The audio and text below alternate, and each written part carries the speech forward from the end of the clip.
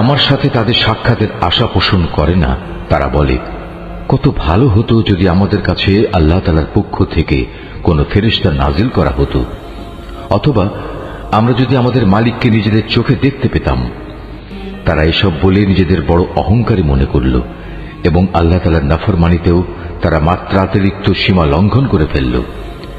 যেদিন সত্যি সত্যি তারা সে ফেরেশতাদের দেখবে, তখন কিন্তু অপরাধীদের জন্য সেদিন কোনো সুসংবাদ থাকবে না, বরং তারা বলবে, হে আল্লাহ, আযাবের এই ফেরেশতাদের থেকে আমরা পানা চাই, পানা চাই।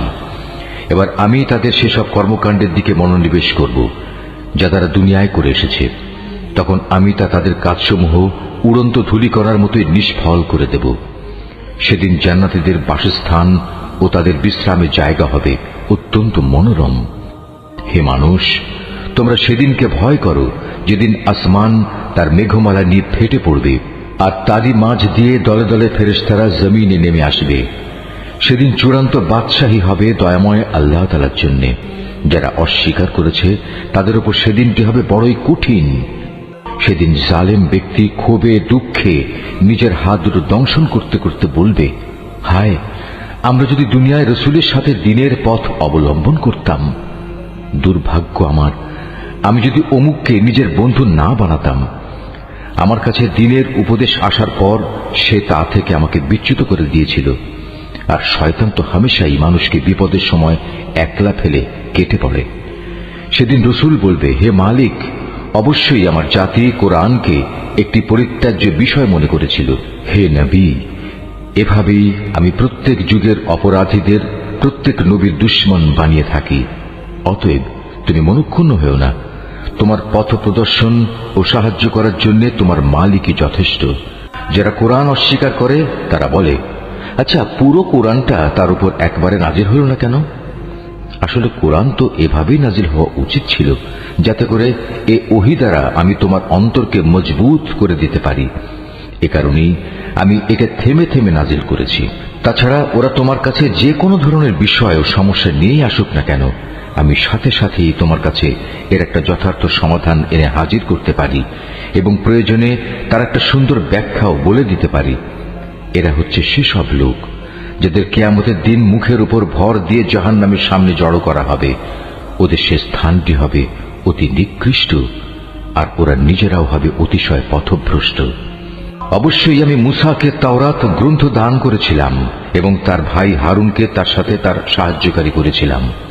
অতঃপর আমি তাদের বলেছিলাম, তোমরা উভয়েই আমার হেদায়েত নিয়ে এমন এক জাতির কাছে যাও যারা আমার আয়াত অস্বীকার করেছে। পরে আমাকে অস্বীকার করায় আমি তাদের সম্পূর্ণরূপে বিনাশ করে দিয়েছি। একইভাবে যখন নূহের সম্প্রদায়ও আমার রসুলদের মিথ্যা সাব্যস্ত করল, তখন আমি তাদের সবাইকে মহাপ্লাবনের পানিতে ডুবিয়ে দিয়েছি এবং আমি ওদের পরবর্তী মানুষদের জন্য শিক্ষণীয় বিষয় করে রেখেছি। আমি জালেমদের জন্য মর্মন্তুদ আযাব ঠিক করে রেখেছি। একই নিয়মে আমি ধ্বংস করে দিয়েছি আদ, সামুদ ও রাসের অধিবাসীদের এবং তাদের অন্তর্বর্তীকালীন আরো বহু সম্প্রদায়কেও। তাদের প্রত্যেকের কাছেই আমি আগের ধ্বংসপ্রাপ্ত জাতিসমূহের নিদর্শনসমূহ উপস্থাপন করেছি, যা দিয়ে আমি তাদের সতর্ক করেছিলাম। কিন্তু কেউই যখন সতর্কবাণী শুনল না, তখন আমি তাদের সবাইকে চূড়ান্তভাবে নির্মূল করে দিয়েছি। এরা তো সে জনপদ দিয়ে নিত্য আসা যাওয়া করে, যার উপর আযাবের বৃষ্টি বর্ষণ করা হয়েছিল। ওরা কি তা দেখছে না? আসল কথা হচ্ছে, এরা পুনরায় জীবিত হওয়ার কোনো আশাই পোষণ করে না।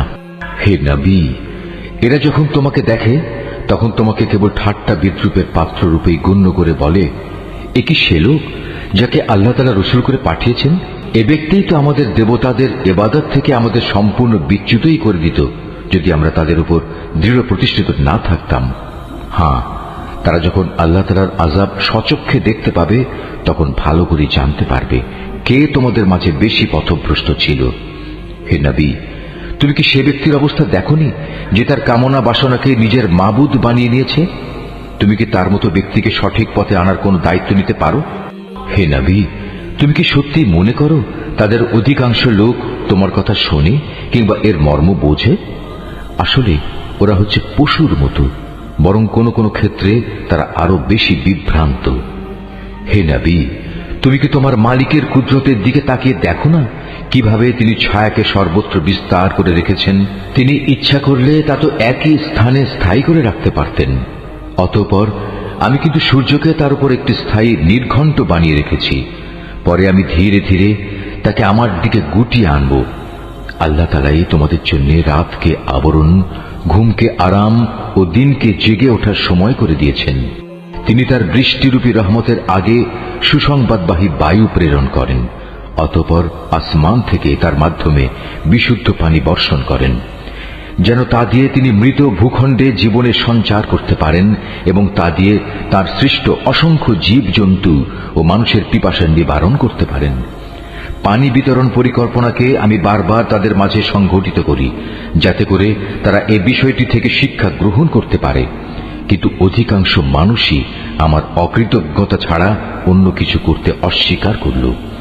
আমি ইচ্ছা করলে প্রতিটি জনপদে এক একজন সতর্ককারী পাঠাতে পারতাম। অতএব তুমি কাফেরদের এই অভিযোগের পেছনে পড়ো না, তুমি এ কোরআন দিয়ে তাদের প্রচন্ড মোকাবেলা করো। তিনি একই জায়গায় দুটো সাগর একসাথে প্রবাহিত করে রেখেছেন, একটি হচ্ছে মিষ্ট ও সুপেয়, আরেকটি লোনা ও ক্ষার বিশিষ্ট। উভয়ের মাঝখানে তিনি একটি সীমারেখা বানিয়ে রেখেছেন। সত্যি এটি একটি অনতিক্রম্য ব্যবধান। তিনি সে মহান সত্তা যিনি মানুষকে এক বিন্দু পানি থেকে পয়দা করেছেন, অতঃপর তিনি তাকে রক্ত সম্পর্ক দ্বারা পরিবার বন্ধন ও বৈবাহিক বন্ধন দ্বারা জামাই শ্বশুরে পরিণত করেছেন। তোমার মালিক প্রভূত ক্ষমতাবান। এ সবকিছু সত্ত্বেও তারা আল্লাহর বদলে এমন সবকিছুর ইবাদত করে যা না তাদের কোনো উপকার করতে পারে না তাদের কোনো ক্ষতি করতে পারে। আসলে প্রতিটি কাফের ব্যক্তি নিজের মালিকের মোকাবেলায় বিদ্রোহেরই সাহায্যকারী হয়ে থাকে। হে নবী, আমি তো তোমাকে কেবল জান্নাতের সুসংবাদ দাতা ও জাহান্নামের সতর্ককারী রূপে পাঠিয়েছি। তুমি এদের বলো, আমি তো তোমাদের কাছ থেকে এজন্য কোনো পারিশ্রমিক দাবি করছি না।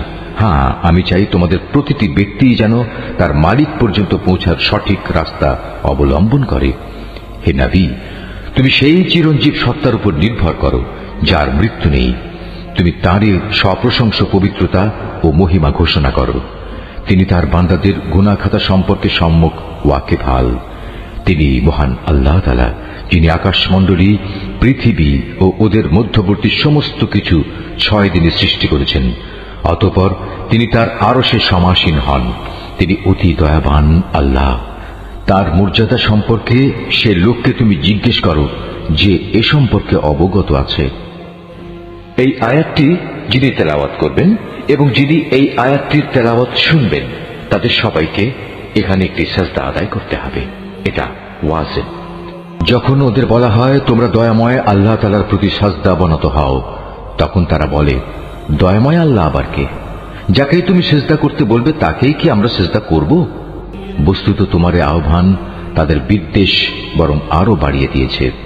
কত মহান সেই সত্তা যিনি আসমানে অসংখ্য গম্বুজ বানিয়েছেন, এরই মাঝে তিনি আবার পয়দা করেছেন প্রদীপ সম একটি সূর্য এবং একটি জ্যোতির্ময় চাঁদ। তিনি রাত ও দিনকে পরস্পরের অনুগামী করেছেন তাদের জন্য যারা এসব কিছু থেকে শিক্ষা গ্রহণ করতে কিংবা সেজন্য আল্লাহর কৃতজ্ঞতা জ্ঞাপন করতে চায়। দয়াময় আল্লাহ তাআলার বান্দা তো হচ্ছে তারা যারা জমিনে নেহায়েত বিনম্রভাবে চলাফেরা করে এবং যখন জাহেল ব্যক্তিরা অশালীন ভাষায় তাদের সম্বোধন করে তখন তারা নেহায়েত প্রশান্তভাবে জবাব দেয়। যারা তাদের মালিকের উদ্দেশ্যে সাজদাবনত হয়ে ও দণ্ডায়মান থেকে তাদের রাতগুলো কাটিয়ে দেয়। যারা বলে, হে আমাদের মালিক, তুমি আমাদের থেকে জাহান্নামের আযাব দূরে রেখো, কেননা তার আযাব হচ্ছে নিশ্চিত বিনাশ। তদুপরি আশ্রয় ও থাকার জন্য তা হবে একটি নিকৃষ্ট জায়গা। তারা যখন ব্যয় করে তখন অপব্যয় যেমন করে না, তেমনি কোনো প্রকার কার্পণ্যও তারা করে না, বরং তাদের ব্যয় সব সময় এ দুয়ের মধ্যবর্তী একটি ভারসাম্যমূলক অবস্থায় অবস্থান করে। যারা আল্লাহ তাআলার সাথে অন্য কোনো মাবুদকে ডাকে না, যথার্থ কারণ ব্যতিরেকে যাকে হত্যা করতে আল্লাহ তাআলা নিষেধ করেছেন তাকে যারা হত্যা করে না, উপরন্তু যারা ব্যভিচার করে না, যে ব্যক্তি এসব অপরাধ করবে সে তার গুনাহের শাস্তি ভোগ করবে। কিয়ামতের দিন তার জন্য এ শাস্তি আরো বাড়িয়ে দেয়া হবে, সেখানে সে অপমানিত হয়ে চিরকাল পড়ে থাকবে। কিন্তু যারা এসব থেকে তওবা করেছে, আল্লাহর উপর ঈমান এনেছে এবং নেক আমল করেছে, আল্লাহ তাআলা এমন সব লোকদের পেছনের গুনাহসমূহ তাদের নেক আমল দ্বারা বদলে দেবেন। আল্লাহ তাআলা ক্ষমাশীল ও পরম দয়ালু। যে ব্যক্তি তওবা করে এবং নেক আমল করে, সে এর দ্বারা সম্পূর্ণত আল্লাহ অভিমুখী হয়ে পড়ে। দয়াময় আল্লাহ তাআলার নেক বান্দা তারাও যারা মিথ্যা সাক্ষ্য দেয় না। ঘটনাচক্রে যদি কোনো অযথা বিষয়ের তারা সম্মুখীন হয়ে যায়, তাহলে একান্ত ভদ্রতার সাথে তারা সেখান থেকে সরে পড়ে। এরা হচ্ছে এমন কিছু লোক, তাদের কাছে যখন তাদের মালিকের কোনো আয়াত পড়ে কোনো কিছু স্মরণ করানো হয়, তখন তারা তার উপর অন্ধ ও বধির হয়ে দাঁড়িয়ে থাকে না। যারা বলে, হে আমাদের মালিক, তুমি আমাদের স্বামী, স্ত্রী ও সন্তান সন্ততিদের থেকে আমাদের জন্য চোখের শীতলতা দান করো, উপরন্তু তুমি আমাদের পরহেজগার লোকদের ইমাম বানিয়ে দাও। এরাই হচ্ছে সেসব লোক, তাদের কঠোর ধৈর্যের বিনিময় স্বরূপ যাদের সুরম্য বালাখানা দেয়া হবে, ফেরেশতাদের পক্ষ থেকে তাদের সম্মানজনক অভিবাদন ও সালাম সহ অভ্যর্থনা জানানো হবে। সেখানে তারা চিরকাল থাকবে। কত উৎকৃষ্ট সে জায়গা আশ্রয় নেওয়ার জন্যে, কত সুন্দর সে জায়গা থাকার জন্যে। হে নবী, তুমি এদের বলো, তোমরা যদি তাকে না ডাকো, তবু আমার মালিক তোমাদের মোটেই পরোয়া করবেন না। যদি তোমরা তাকে ডাকো, তবে তা তোমাদেরই কল্যাণ বয়ে আনবে। কিন্তু তোমরা তো তাকে অস্বীকার করেছ, তাই অচিরেই এটা তোমাদের জন্য কাল হয়ে দেখা দেবে। সূরা আশ-শুআরা। রহমান রহিম আল্লাহ তাআলার নামে। সিন মিম। এ হচ্ছে সুস্পষ্ট গ্রন্থের কতিপয় আয়াত। হে নবী, মনে হচ্ছে তুমি তোমার জীবনটাই ধ্বংস করে দেবে, কেন তারা ঈমান আনছে না সে দুঃখে। অথচ আমি চাইলে এদের উপর আসমান থেকে এমন একটি নিদর্শন নাজিল করতে পারি, যা দেখে তাদের গর্দান তার দিকে ঝুঁকে পড়বে। যখনই দয়াময় আল্লাহ তাআলার কাছ থেকে এদের কাছে কোনো নতুন উপদেশ আসে, তখনই তারা তা থেকে মুখ ফিরিয়ে নেয়। এরা যেহেতু আল্লাহর আযাব অস্বীকার করেছে, তাই অচিরেই তাদের কাছে সে আযাবের প্রত্যক্ষ বিবরণ এসে হাজির হবে, যা নিয়ে তারা ঠাট্টা বিদ্রূপ করত। এরা কি জমিনের দিকে নজর করে দেখে না আমি কত কত ধরনের উৎকৃষ্ট জিনিসপত্র তাতে উৎপাদন করাই? নিশ্চয়ই এর মাঝে আমার সৃষ্টি কৌশলের নিদর্শন ছড়িয়ে আছে, কিন্তু তাদের অধিকাংশ মানুষ তা বিশ্বাসই করে না। তোমার মালিক অবশ্যই পরাক্রমশালী ও পরম দয়ালু। হে নবী, তুমি তাদের সে সময়কার কাহিনী শোনাও, যখন তোমার মালিক মূসাকে ডাকলেন ইসলামের দাওয়াত নিয়ে, যেন জালেম জাতির কাছে যায় যেন ফেরাউনের জাতির লোকদের কাছে। তারা কি আমার ক্রোধকে ভয় করে না? সে বলল, হে আমার মালিক, আমি আশঙ্কা করছি তারা আমাকে মিথ্যা সাব্যস্ত করবে।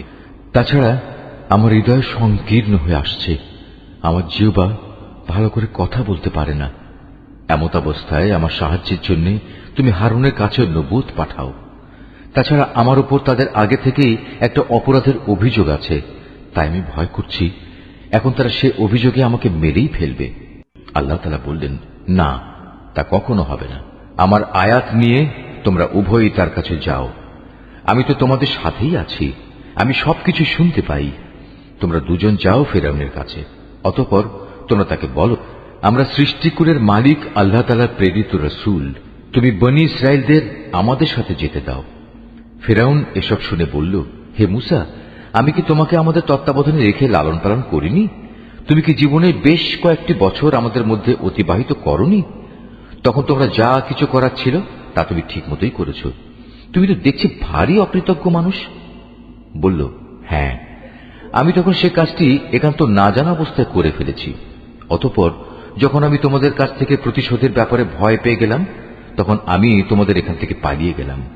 তারপর আমার মালিক আমাকে বিশেষ জ্ঞান দান করলেন এবং আমাকে রসুলদের দলে সামিল করলেন।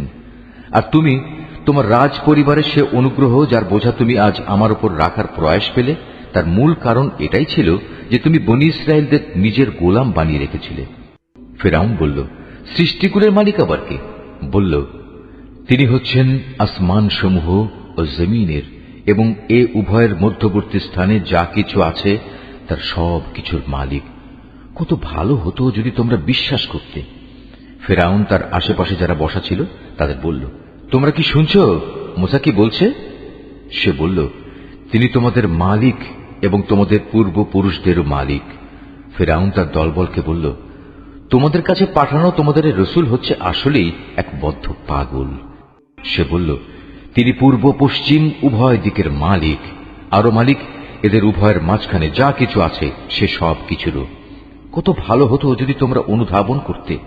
সে বলল, হে মুসা, যদি তুমি আমাকে বাদ দিয়ে অন্য কাউকে মাবুদ হিসেবে গ্রহণ করো তাহলে আমি অবশ্যই তোমাকে জেলে ভরব। সে বলল, আমি যদি তোমার সামনে নবুয়তের সুস্পষ্ট কোনো দলিল প্রমাণ হাজির করি তবুও কি তুমি এমনটি করবে? সে বলল, যাও নিয়ে এসো সে দলিল প্রমাণ, যদি তুমি তোমার দাবিতে সত্যবাদী হও। অতঃপর সে তার লাঠি জমিনে নিক্ষেপ করল। তৎক্ষণাৎ তা একটি দৃশ্যমান অজগর হয়ে গেল। দ্বিতীয় নিদর্শন হিসেবে সে বগল থেকে তার হাত বের করল, সাথে সাথেই তা দর্শকদের সামনে চমকাতে লাগল। ফিরআউন তার আশেপাশে উপবিষ্ট দরবারের বড় আমলাদের বলল, হে তো দেখছি আসলে একজন সুদক্ষ জাদুকর। সে তার জাদুর শক্তি দিয়ে তোমাদের দেশ থেকে তোমাদেরই বের করে দিতে চায়। বলো, এখন তোমরা আমাকে এ ব্যাপারে কি পরামর্শ দেবে? তারা বলল, আমাদের মতে তুমি তাকেও তার ভাইকে কয়েকদিনের অবকাশ দাও এবং এ সুযোগে তুমি শহরে বন্দরে জাদুকরদের নিয়ে আসার ফরমান দিয়ে সংগ্রাহকদের পাঠিয়ে দাও। তাদের বলে দাও তারা যেন প্রতিটি সুদক্ষ জাদুকরকে তোমার সামনে এনে হাজির করে। অতঃপর একটি নির্দিষ্ট দিনে একটি নির্দিষ্ট সময়ে দেশের সব জাদুকরদের একত্রিত করা হল। সাধারণ মানুষদের জন্যও শাহী ফরমান জারি করে বলা হল তারাও যেন সেখানে একত্রিত হয়। এ আশা নিয়ে আজ সবাই আসবে যে যদি জাদুকররা আজ বিজয়ী হয় তাহলে আমরা মুসাকে বাদ দিয়ে তাদের অনুসরণ করতে পারব। তারা ফিরআউনের সামনে এসে বলল, আমরা যদি আজ জয়লাভ করি তাহলে আমাদের জন্য পর্যাপ্ত পুরস্কার থাকবে তো? সে বলল, হ্যাঁ, তা তো অবশ্যই। তেমন অবস্থায় তোমরাই তো হবে আমার ঘনিষ্ঠ জন। মোকাবেলা শুরু হয়ে গেলে মুসা তাদের বলল, হ্যাঁ, তোমরাই আগে নিক্ষেপ করো যা কিছু তোমাদের কাছে নিক্ষেপ করার আছে। অতঃপর তারা তাদের রশি ও লাঠি মাটিতে ফেলল এবং তারা বলল, ফিরআউনের ইজ্জতের কসম, আজ অবশ্যই আমরা বিজয়ী হব। তারপর মুসা তার হাতের লাঠি জমিনে নিক্ষেপ করল। সহসা তা এক বিশাল অজগর হয়ে তাদের জাদুর অলীক সৃষ্টিগুলোকে গ্রাস করতে লাগল। অতঃপর ঘটনার আকস্মিকতা জাদুকরদের সাজদা অবনত করে দিল। তারা বলল, আমরা সৃষ্টিকুলের মালিকের উপর ঈমান আনলাম মুসা ও হারুনের মালিকের উপর। এতে ক্রোধান্বিত হয়ে সে ফিরআউন বলল, এ কি, আমি তোমাদের কোন রকম অনুমতি দেওয়ার আগেই তোমরা তার মালিকের উপর ঈমান এনে ফেললে? আমি বুঝতে পারছি আসলে এ হচ্ছে তোমাদের সবচেয়ে বড় গুরু। এই তোমাদের সবাইকে জাদু শিক্ষা দিয়েছে। অতি সত্বর তোমরা তোমাদের অবস্থা জানতে পারবে। আমি তোমাদের হাত ও পা বিপরীত দিক থেকে কেটে দেব। অতঃপর আমি তোমাদের সবাইকে একে একে শুলে চড়াবো। তারা বলল, এতে আমাদের কোনো ক্ষতি নেই। তুমি যাই করো, আমরা তো একদিন আমাদের মালিকের কাছেই ফিরে যাব। আমরা আশা করব সেদিন আমাদের মালিক আমাদের জাদু সংক্রান্ত এসব গুনাহখাতা মাফ করে দেবেন, কেননা আমরাই এ দলের মাঝে সবার আগে ঈমান এনেছি। রুকু 4। অতঃপর আমি মুসার কাছে ওহী পাঠিয়ে বললাম, রাত থাকতে থাকতেই তুমি আমার বান্দাদের নিয়ে এ জনপদ থেকে বেরিয়ে যাও। সাবধান থেকো, ফিরআউনের পক্ষ থেকে তোমাদের অবশ্যই অনুসরণ করা হবে। ইতিমধ্যে ফিরআউন সৈন্য জড়ো করার জন্য শহরে বন্দরে সংগ্রাহক পাঠিয়ে দিল। সে বলল, এরা তো হচ্ছে একটি ক্ষুদ্র দল মাত্র। এরা আমাদের অনেক ক্রোধের উদ্রেক ঘটিয়েছে, অথচ এদের মোকাবেলায় আমরা হচ্ছে একটি সম্মিলিত সেনাবাহিনী। আমি ধীরে ধীরে এবার তাদের উদ্যানমালা ও ঝর্ণাধারা সমূহ থেকে বের করে আনলাম তাদের সঞ্চিত ধনভাণ্ডার ও সুরম্য প্রাসাদ সমূহ থেকে। এভাবেই ঘটনাটা সংঘটিত হল। আমি বনী ইসরায়েলদের ফিরআউন ও তাদের লোকজনদের ফেলে আসা জিনিসপত্রের মালিক বানিয়ে দিলাম। তারা সূর্যোদয়ের প্রাক্কালেই তাদের পশ্চাৎ ধাবন করল। এক পর্যায়ে যখন একদল আরেক দলকে দেখে ফেলল, তখন মুসার সাথীরা বলে উঠল, আমরা বুঝি এখনই ধরা পড়ে যাব। সে বলল, না, কিছুতেই নয়। আমার সাথে অবশ্যই আমার মালিক রয়েছেন। তিনি আমাকে এই সংকট থেকে বেরিয়ে যাবার একটা পথ অবশ্যই বাতলে দেবেন। অতঃপর আমি এই বলে মুসার কাছে ওহী পাঠালাম, তুমি তোমার লাঠি দ্বারা সমুদ্রে আঘাত হানো। মুসা তার লাঠি সমুদ্রে ফেলার পর তা ফেটে দুভাগ হয়ে গেল এবং এর প্রতিটি ভাগ এত বড় ছিল যেমন উঁচু উঁচু একটা পাহাড়। এবার আমি অপর দলটিকে এই জায়গার কাছে নিয়ে এলাম। ঘটনার সমাপ্তি এভাবে হল। আমি মূসা ও তার সকল সাথীকে ফেরাউন থেকে উদ্ধার করলাম। অতঃপর আমি অপর দলটিকে সাগরে ডুবিয়ে দিলাম। অবশ্যই এ ঘটনার মাঝে শিক্ষার নিদর্শন আছে, কিন্তু তাদের অধিকাংশ মানুষ তো আল্লাহ তাআলার উপর ঈমানই আনে না। তোমার মালিক অবশ্যই পরাক্রমশালী ও পরম দয়ালু। হে নবী, তুমি ওদের কাছে ইব্রাহিমের ঘটনাও বর্ণনা করো, যখন সে তার পিতা ও তার জাতির লোকদের এ মর্মে জিজ্ঞেস করেছিল, তোমরা সবাই কার ইবাদত করো? তারা বলল, হ্যাঁ, আমরা মূর্তির ইবাদত করি। নিষ্ঠার সাথেই আমরা তাদের ইবাদতে মগ্ন থাকি। সে বলল, বলো তো, তোমরা যখন তাদের ডাকো, তারা কি তোমাদের কোনো কথা শুনতে পায়? অথবা তারা কি তোমাদের কোনো উপকার করতে পারে, কিংবা পারে কি তোমাদের কোনো ক্ষতি করতে? তারা বলল, না, তা পারে না, তবে আমরা আমাদের বাপদাদাদের এরূপে এদের ইবাদত করতে দেখেছি। সে বলল, তোমরা কি কখনো তাদের ব্যাপারটা একটু চিন্তা ভাবনা করে দেখেছ, যাতে তোমরা ইবাদত করো? তোমরা নিজেরা যেমনি করছো, তোমাদের আগের লোকেরাও তেমনি করেছে। এভাবে যাদের ইবাদত করা হচ্ছে, তারা সবাই হচ্ছে আমার দুশমন। তবে সৃষ্টিকুলের মালিক ছাড়া তিনি আমার বন্ধু। তিনি আমাকে পয়দা করেছেন, অতঃপর তিনি আমাকে অন্ধকারে চলার পথ দেখিয়েছেন। তিনি আমাকে আহার্য দেন, তিনি আমার পানীয় সরবরাহ করেন। আর আমি যখন রোগাক্রান্ত হই, তখন তিনি আমাকে রোগ মুক্ত করেন। তিনি আমার মৃত্যু ঘটাবেন, তিনি আমাকে আবার নতুন জীবন দেবেন। শেষ বিচারের দিন তাঁর কাছ থেকে আমি এ আশা করব, তিনি আমার গুনাহসমূহ মাফ করে দেবেন। অতঃপর ইব্রাহিম দোয়া করল, হে আমার মালিক, তুমি আমাকে জ্ঞান দান করো এবং আমাকে তোমার নেককার মানুষদের সাথে মিলিয়ে রেখো, এবং আগামী প্রজন্মের কাছে তুমি আমার স্মরণ অব্যাহত রেখো। আমাকে তুমি তোমার নিয়ামতে ভরা জান্নাতের অধিকারীদের মধ্যে শামিল করে নিও। আমার পিতাকে হেদায়েতের তৌফিক দিয়ে তুমি মাফ করে দাও, কেননা সে গুমরাহীদের একজন। আমাকে তুমি সেদিন অপমানিত করো না, যেদিন সব মানুষদের পুনরায় জীবন দেয়া হবে। সেদিন তো কারো ধন সম্পদ কাজে লাগবে না, না সন্তান সন্ততি কারো কাজে আসবে। অবশ্য যে আল্লাহর কাছে একটি বিশুদ্ধ অন্তর নিয়ে হাজির হবে, তার কথা আলাদা। সেদিন জান্নাতকে পরহেজগার লোকদের একান্ত কাছে নিয়ে আসা হবে এবং জাহান্নামকে গুনাহগারদের জন্য উন্মোচিত করে দেয়া হবে। তখন তাদের বলা হবে, বলো, এখন কোথায় তারা? দুনিয়ার জীবনে যাদের তোমরা ইবাদত করতে, যাদের তোমরা আল্লাহ তাআলাকে বাদ দিয়ে ইবাদতের জন্য ডাকতে, আজ তারা তোমাদের কোন রকম সাহায্য করতে পারবে কি? না তারা নিজেদের আল্লাহর আযাব থেকে আজ বাঁচাতে পারবে? অতঃপর যাদের তারা মাবুদ বানাতো, তারা এবং গুমরা মানুষ যারা তাদের ইবাদত করত, সবাইকে সেখানে অধোমুখী করে নিক্ষেপ করা হবে। নিক্ষেপ করা হবে ইবলিসের সমুদায় বাহিনীকেও। সেখানে গিয়ে তারা নিজেরা এক মহা বিতর্কে লিপ্ত হবে এবং প্রত্যেকেই নিজ নিজ মাবুদদের বলবে, আল্লাহ তাআলার কসম, আমরা দুনিয়াতে সুস্পষ্ট গুমরাহিতে নিমজ্জিত ছিলাম। বিশেষ করে যখন আমরা সৃষ্টিকুলের মালিক আল্লাহ তাআলার সাথে তোমাদেরও তার সমকক্ষ মনে করতাম। আসলে এসব বড় বড় গুনার ব্যক্তিরাই আমাদের পথভ্রষ্ট করে দিয়েছে। হায়, আজ আমাদের পক্ষে কথা বলার কেউই রইল না। না আছে এমন কোন শরীর বন্ধু যে আল্লাহ তাআলার কাছে সুপারিশ পেশ করতে পারে। কত ভালো হতো যদি আমাদের আরেকবার দুনিয়ায় পাঠিয়ে দেয়া হতো, তাহলে অবশ্যই আমরা ঈমানদার হয়ে যেতাম। নিঃসন্দেহে এ ঘটনার মাঝেও শিক্ষার বহু নিদর্শন রয়েছে, কিন্তু তাদের অধিকাংশ লোক তো ঈমানই আনে না। নিশ্চয়ই তোমার মালিক পরাক্রমশালী ও পরম দয়ালু। নূহের জাতির লোকেরাও আমার রসুলদের মিথ্যা সাব্যস্ত করেছিল।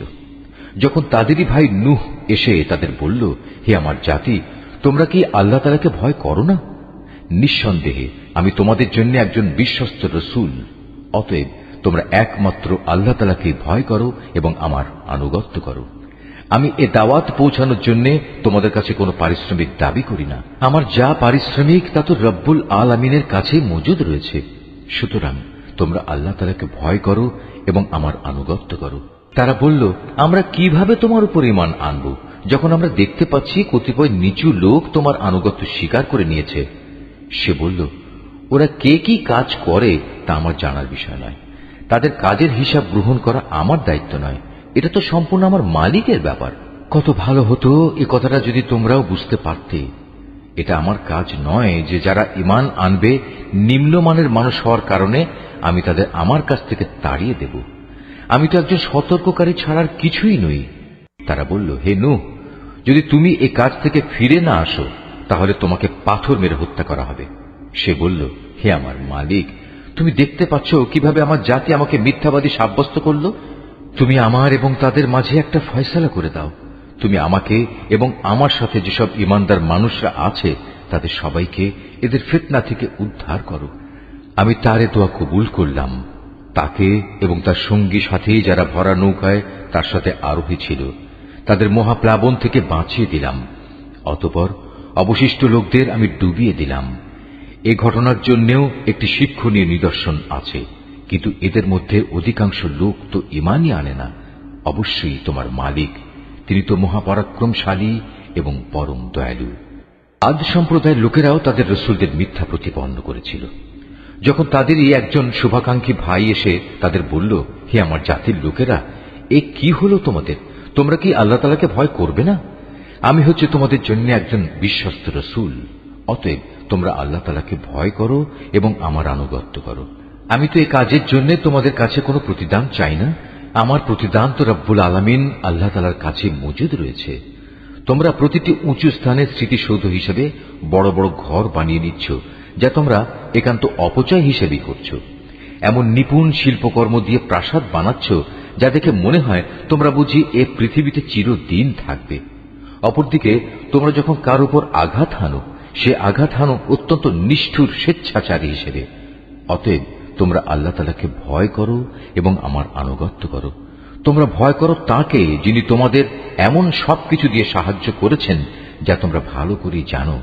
তিনি চতুষ্পদ জন্তু জানোয়ার সন্তান সন্ততি দিয়ে তোমাদের সাহায্য করেছেন সুরম্য উদ্যানমালা ও ঝর্ণা ধারা দিয়ে। সত্যি আমি এসব অকৃতজ্ঞ আচরণের কারণে তোমাদের জন্য একটি কঠিন দিনের শাস্তির ভয় করছি। তারা বলল, হে নবী, তুমি আমাদের কোনো উপদেশ দাও কিংবা না দাও, উভয়টাই আমাদের জন্য সমান। তোমার এসব কথা আগের লোকদের নিয়ম নীতি ছাড়া আর কিছু নয়। আসলে আমরা কখনো আযাব প্রাপ্ত হব না। অতঃপর তারা তাকে মিথ্যা সাব্যস্ত করল। আমিও তাদের সম্পূর্ণ ধ্বংস করে দিলাম। মূলত এই ঘটনার মাঝেও রয়েছে শিক্ষণীয় নিদর্শন। তা সত্ত্বেও এদের অধিকাংশ মানুষ ঈমান আনে না। নিশ্চয়ই তোমার মালিক পরাক্রমশালী, পরম দয়ালু। এভাবে সামুদ জাতীয় তাদের রসুলদের মিথ্যা প্রতিপন্ন করেছিল। যখন তাদেরই এক ভাই সালেহ তাদের বলেছিল, তোমাদের এ কি হলো? তোমরা কি আল্লাহ তাআলাকে ভয় করবে না? নিঃসন্দেহে আমি তোমাদের জন্য একজন বিশ্বস্ত রসুল। অতএব তোমরা আল্লাহ তাআলাকে ভয় করো এবং আমার আনুগত্য করো। আমি তো তোমাদের কাছে এ কাজের জন্য কোন রকম পারিশ্রমিক দাবি করছি না যে এ ভয়ে তোমরা আমাকে অমান্য করবে। আমার যা কিছু পারিশ্রমিক তা তো সৃষ্টিকুলের মালিক আল্লাহর কাছে মজুদ রয়েছে। তোমরা কি ধরেই নিয়েছ এ দুনিয়ার মাঝে যা কিছু ভোগের উপকরণ রয়েছে তার মধ্যে নিরাপদে বাস করার জন্য তোমাদের এমনি ছেড়ে দেয়া হবে? নিরাপদ থাকবে তোমরা এ উদ্যানমালা ও এ ঝর্ণাধারার মধ্যে? শস্য ক্ষেত্র, এ নাজুক ও ঘন গোছা বিশিষ্ট খেজুর বাগিচার মধ্যেও কি তোমরা সত্যি নিরাপদ থাকতে পারবে? তোমরা যে নিপুণ শিল্প দ্বারা পাহাড় কেটে রংচং করে বাড়ি বানাও, তাতে কি তোমরা চিরদিন থাকতে পারবে? ওর কোনোটাতেই যখন তোমরা নিরাপদ নও, তখন তোমরা আল্লাহ তাআলাকে ভয় করো এবং আমার আনুগত্য করো। সেসব সীমা লঙ্ঘনকারী মানুষদের কথা শুনো না, যারা আল্লাহর জমিনে শুধু বিপর্যয় সৃষ্টি করে এবং কখনো সমাজের সংশোধন করে না। এসব শুনে তারা বলল, হে সালেহ, আসলেই তুমি হচ্ছে একজন জাদুগ্রস্ত ব্যক্তি। তুমি তো আমাদেরই মতো একজন মানুষ। যদি তুমি তোমার দাবিতে সত্যবাদী হও তাহলে ভিন্ন কোনো প্রমাণ নিয়ে এসো। সে বলল, এ উষ্ট্রি হচ্ছে আমার নবুয়তের প্রমাণ। এর জন্য কুয়ার পানি পান করার একটি নির্দিষ্ট পালা থাকবে, আর একটি নির্দিষ্ট দিনের পালা থাকবে তোমাদের পশুদের পানি পান করার জন্য। কখনো একে কোন রকম দুঃখ ক্লেশ দেওয়ার উদ্দেশ্যে স্পর্শও করো না, নতুবা বড় কঠিন দিনের আযাব তোমাদের পাকড়াও করবে। অতঃপর পায়ের নলি কেটে তারা সেটিকে হত্যা করল। তখন কঠিন শাস্তি দেখে তারা ভীষণভাবে অনুতপ্ত হল। অতঃপর আল্লাহ তাআলার শাস্তি এসে তাদের গ্রাস করল। এই ঘটনার মাঝেও রয়েছে আল্লাহ তাআলার বিশেষ নিদর্শন। কিন্তু তাদের অধিকাংশ মানুষ তো ঈমানই আনে না। নিঃসন্দেহে তোমার মালিক মহাপরাক্রমশালী, পরম দয়ালু। একইভাবে লুতের জাতীয় আল্লাহ রসুলদের অস্বীকার করেছে। যখন তাদের ভাই লুত এসে তাদের বলল, এ কি হলো তোমাদের? তোমরা কি আল্লাহর আযাবকে ভয় করবে না? নিঃসন্দেহে আমি হচ্ছি তোমাদের জন্য একজন বিশ্বস্ত রসুল। অতএব তোমরা আল্লাহ তাআলাকে ভয় করো এবং আমার আনুগত্য করো। আমি তো এ কাজের জন্য তোমাদের কাছে কোনো বিনিময় চাচ্ছি না। আমার বিনিময় তো দুনিয়া জাহানের মালিক আল্লাহর দরবারেই মজুদ রয়েছে। এ কি হলো তোমাদের? জৈবিক প্রয়োজন পূরণের জন্য তোমরা দুনিয়ার পুরুষগুলোর কাছেই যাও, অথচ তোমাদের মালিক তোমাদের এ প্রয়োজনের জন্য তোমাদের স্ত্রীদের পয়দা করে রেখেছেন। তাদের তোমরা পরিহার করে এর নোংরা কাজে লিপ্ত থাকো। তোমরা আসলেই এক মারাত্মক সীমা লঙ্ঘনকারী জাতি। তারা বলল, হে লূত, যদি তুমি তোমার এসব ওয়াজ নসিহত থেকে নিবৃত না হও তাহলে তুমি হবে বহিষ্কৃতদের একজন। সে বলল, দেখো, আমি তোমাদের এই নোংরা কাজ অত্যন্ত ঘৃণা করি। এবার লূত আল্লাহ তাআলাকে বলল, হে আমার মালিক, তারা যা কিছু করে তুমি আমাকে এবং আমার পরিবার পরিজনকে সেসব ঘৃণিত কাজ থেকে বাঁচাও। অতঃপর আমি লূত ও তার পরিবার পরিজনদের সকলকে উদ্ধার করলাম, তার পরিবারের এক পাপী বৃদ্ধাকে বাদ দিয়ে। সে উদ্ধারের সময় পেছনেই থেকে গেল এবং আযাবে নিমজ্জিত হয়ে গেল। অতঃপর অবশিষ্ট সবাইকেই আমি সম্পূর্ণ ধ্বংস করে দিলাম। তাদের উপর আমি আযাবের বৃষ্টি বর্ষণ করলাম। যাদের ভীতি প্রদর্শন করা হয়েছিল তাদের জন্য কত নিকৃষ্ট ছিল সেই আযাবের বৃষ্টি। এই ঘটনার মাঝেও রয়েছে শিক্ষণীয় নিদর্শন, কিন্তু তাদের অধিকাংশই ঈমান আনে না। নিঃসন্দেহে তোমার মালিক মহাপরাক্রমশালী, পরম দয়ালু। আইকার অধিবাসীরাও আগত রসুলদের অস্বীকার করেছিল। যখন শোয়েব তাদের বলেছিল, হে আমার জাতি, তোমরা কি আল্লাহ তাআলাকে ভয় করবে না? নিঃসন্দেহে আমি হচ্ছি তোমাদের জন্য একজন বিশ্বস্ত রসুল। সুতরাং তোমরা আল্লাহ তাআলাকে ভয় করো এবং আমার আনুগত্য করো। আমি যে তোমাদের ডাকছি এজন্য আসলে আমি তোমাদের কাছ থেকে কোনো পারিশ্রমিক দাবি করছি না, কারণ আমার পারিশ্রমিক যা তা তো সৃষ্টিকুলের মালিক আল্লাহ তাআলার কাছেই মজুদ রয়েছে। হে মানুষ, মাপের সময় তোমরা পুরোপুরি মেপে দেবে। মাপে কম দিয়ে তোমরা ক্ষতিগ্রস্ত লোকদের দলভুক্ত হয়েও না। ওজন করার সময় পাল্লা ঠিক রেখে ওজন করবে। মানুষদের পাওনা কখনো কম দেবে না এবং দুনিয়ায় খামাখা ফিতনা ফাসাদ সৃষ্টি করো না। ভয় করবে তাকে যিনি তোমাদের এবং তোমাদের আগে যারা গত হয়ে গেছে তাদের সবাইকে সৃষ্টি করেছেন। তারা বলল, হে শোয়েব, তুমি তো দেখছি জাদুগ্রস্ত ব্যক্তিদেরই অন্তর্ভুক্ত। তুমি তো আমাদেরই মতো মানুষ। আমরা মনে করি তুমি মিথ্যাবাদীদেরই অন্তর্ভুক্ত। হ্যাঁ, তুমি যদি নবী হওয়ার দাবিতে সত্যবাদী হও তাহলে যাও, আসমান ভেঙে এর একটি টুকরো আমাদের উপর ফেলে দাও। সে বলল, যা কিছু উদ্ভট দাবি তোমরা করছো আমার মালিক তা ভালো করে জানেন। অতঃপর তারা তাকে মিথ্যা সাব্যস্ত করল। পরিণামে মেঘাচ্ছন্ন দিনের এক ভীষণ আযাব তাদের পাকড়াও করল। এ ছিল সত্যি এক কঠিন আযাব। এই ঘটনার মাঝেও শিক্ষার নিদর্শন আছে, কিন্তু মানুষদের অনেকেই এর উপর ঈমান আনে না। নিঃসন্দেহে তোমার মালিক মহাপরাক্রমশালী ও পরম দয়ালু। হে নবী, অবশ্যই এ কোরআনটা রব্বুল আলামিনের নাজিল করা একটি গ্রন্থ। একজন বিশ্বস্ত ফেরেশতা আমারই আদেশে এটা নাজিল করেছে তোমারই মনের উপর, যাতে করে তুমিও সতর্ককারী নবীদের একজন হতে পারো। একে নাজিল করা হয়েছে সুস্পষ্ট আরবি ভাষায়। আগের উম্মতদের কাছে নাজিল করা কিতাবসমূহে অবশ্যই এটি উল্লিখিত আছে।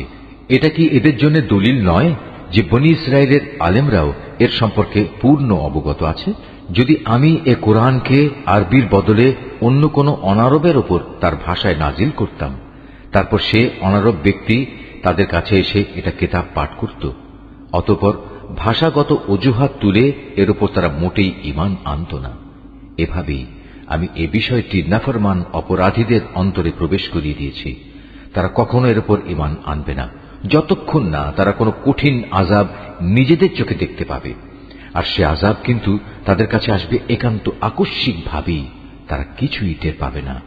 তখন তারা বলবে, আমাদের কি কিছু সময়ের জন্য অবকাশ দেয়া হবে না? অথচ সে লোকগুলোই একসময় আযাব ত্বরান্বিত করতে চেয়েছিল। তুমি এ বিষয়টা চিন্তা করে দেখেছ কি?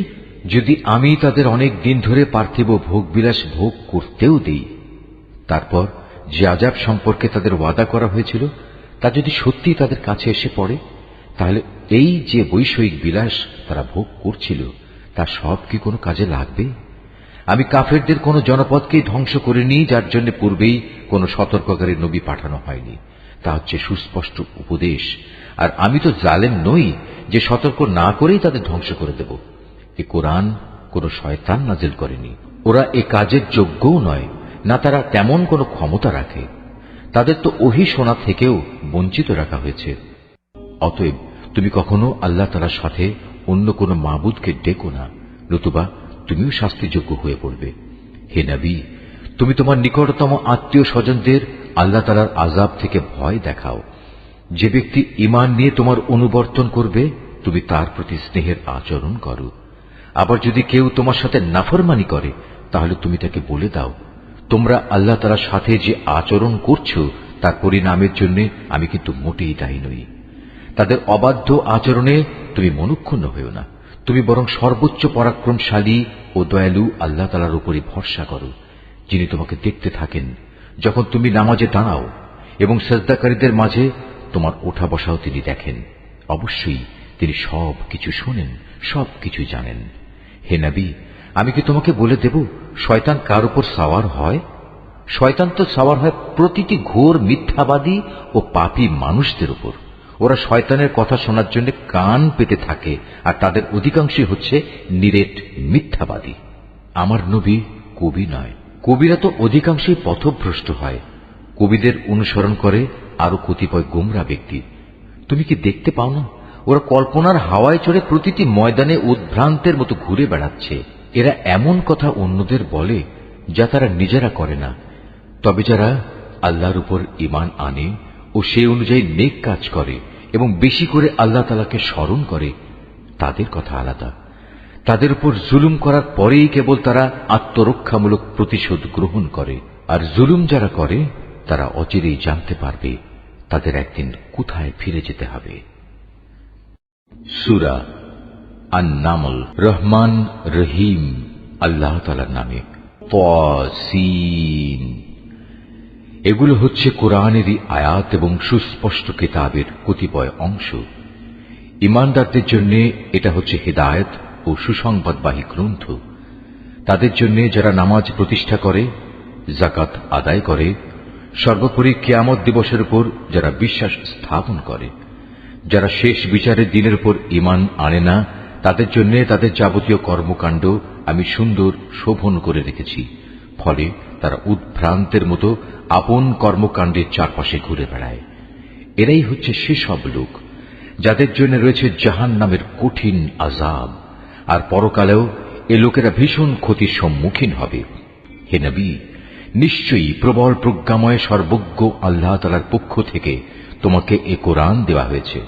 স্মরণ করো যখন মুসা তার পরিবারের লোকজনদের বলেছিল, আমি আগুন সদৃশ্য কিছু একটা দেখতে পেয়েছি, সেখান থেকে আমি এক্ষুনি তোমাদের কাছে হয় পথঘাটের ব্যাপারে কোনো খোঁজ খবর কিংবা তোমাদের জন্য একটি অঙ্গার নিয়ে আসব, যাতে করে তোমরা এ ঠান্ডার সময় আগুন পোহাতে পারো।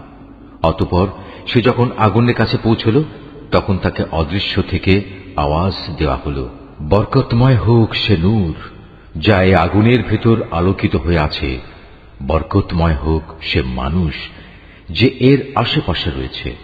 সৃষ্টিকুলের মালিক আল্লাহ তাআলা কত পবিত্র, প্রশংসিত। আওয়াজ এলো, হে মুসা, আমি হচ্ছি আল্লাহ তাআলা, মহাপরাক্রমশালী ও প্রবল প্রজ্ঞাময়।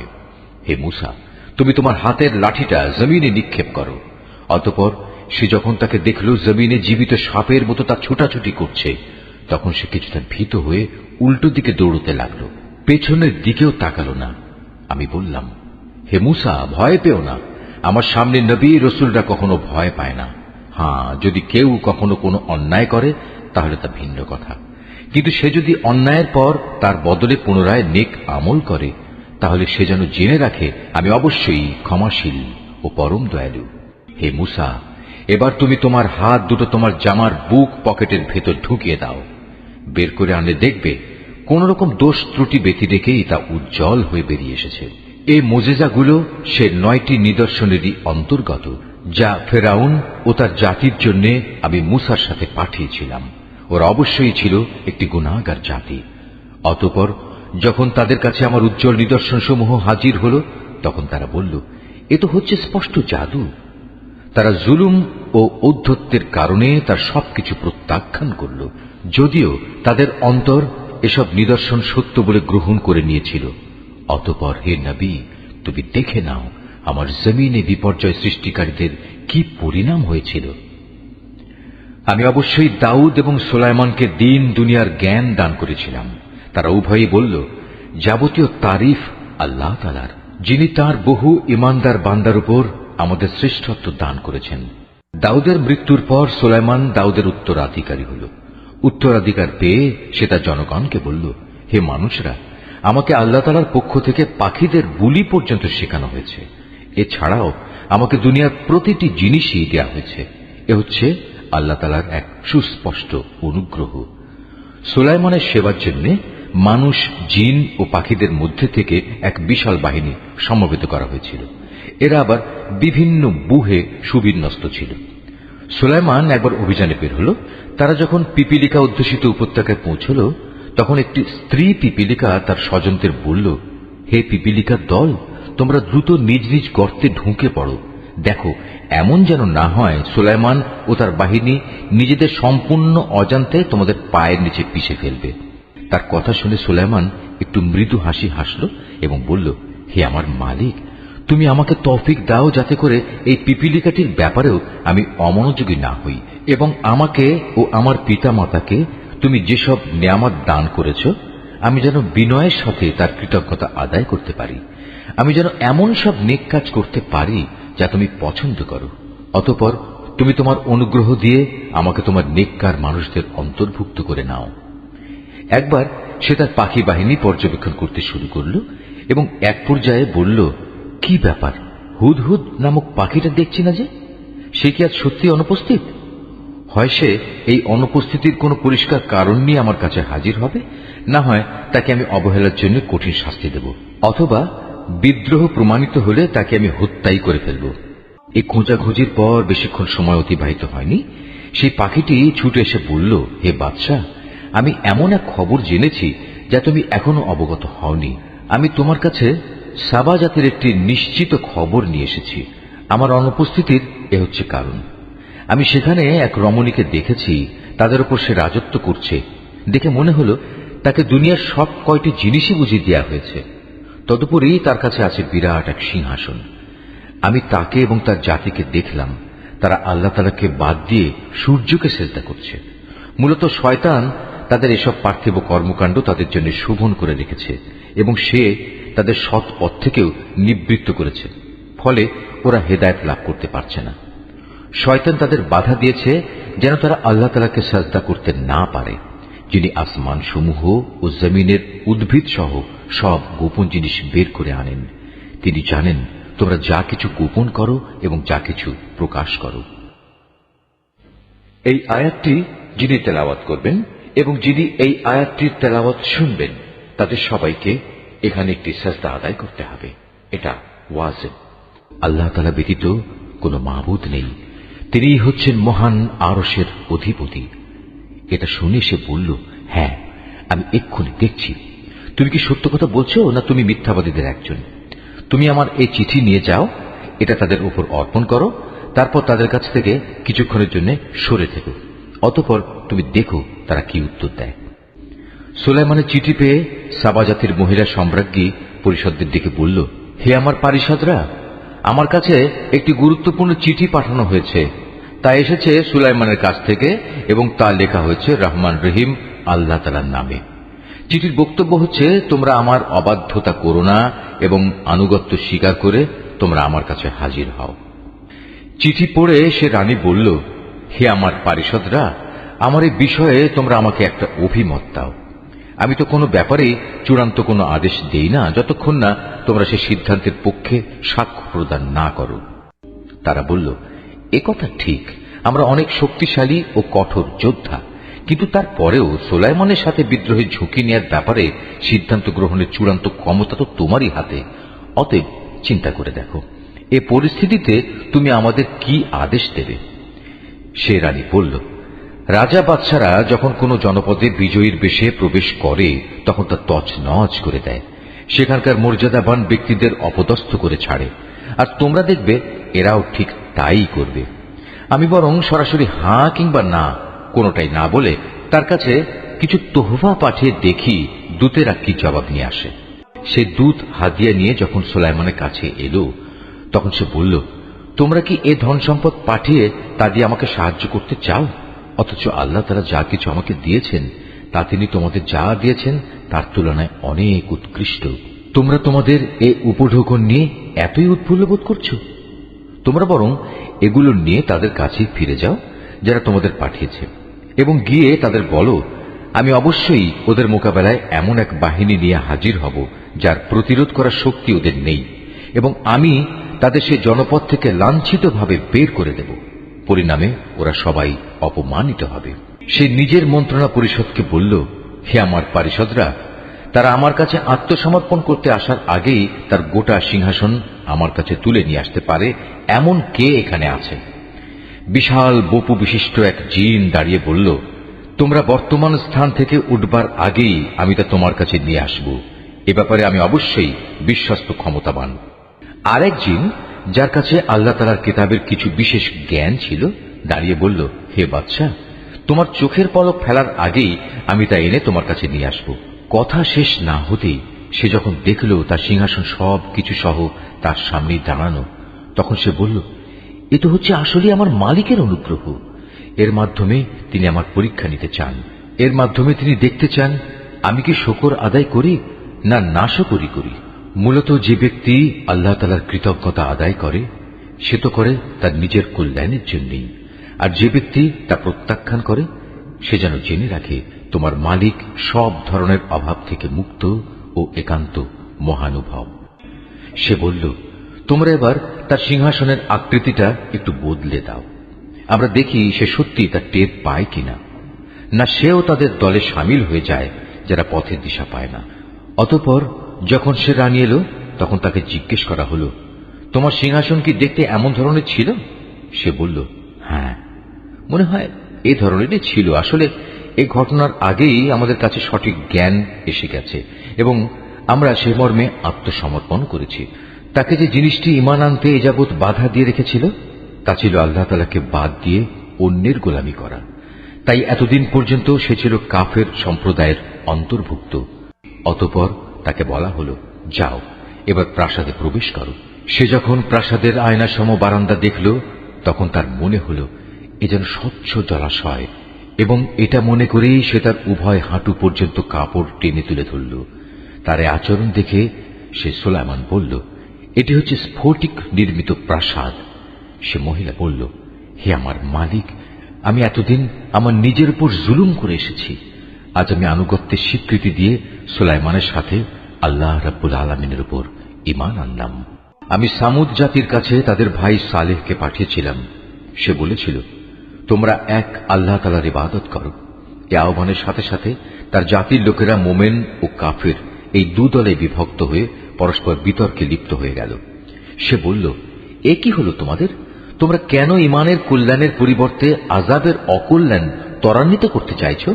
কেন তোমরা আল্লাহ তাআলার কাছে ক্ষমা প্রার্থনা করছো না? এতে করে তোমাদের উপর অনুগ্রহ করা হতে পারে। এসব শুনে তারা বলল, তোমাকে এবং তোমার সাথে যারা আছে তাদের সবাইকে আমরা আমাদের দুর্ভাগ্যের কারণ হিসেবেই দেখতে পেয়েছি। একথা শুনে সে বলল, আসলে তোমাদের শুভাশুভ সবই তো আল্লাহ তাআলার এখতিয়ারে। মূলত তোমরা এমন এক দলের লোক যাদের আল্লাহ তাআলার পক্ষ থেকে পরীক্ষা করা হচ্ছে। সে শহরে ছিল নেতা গোছের এমন 9 জন লোক যারা আমার জমিনে বিপর্যয় সৃষ্টি করে বেড়াত। সংশোধনমূলক কোনো কাজই তারা করত না। একদিন তারা একজন আরেকজনকে বলল, চলো আমরা আল্লাহর নামে সবাই কসম করি, আমরা রাতের বেলায় তাকে ও তার ঈমানদার সাথীদের মেরে ফেলব। অতঃপর তদন্তে এলে আমরা তার উত্তরাধিকারীকে বলবো, তার পরিবার পরিজনকে হত্যা করার সময় আমরা তো সেখানে উপস্থিত ছিলামই না। আমরা অবশ্যই সত্য কথা বলছি। তারা যখন সালেহকে মারার জন্য এই চক্রান্ত করছিল, তখন আমিও তাকে রক্ষা করার জন্য এমন এক কৌশল বের করলাম যা তারা বিন্দু মাত্র বুঝতে পারেনি। হে নবী, আজ তুমি দেখো তাদের চক্রান্তের কি পরিণাম হয়েছে।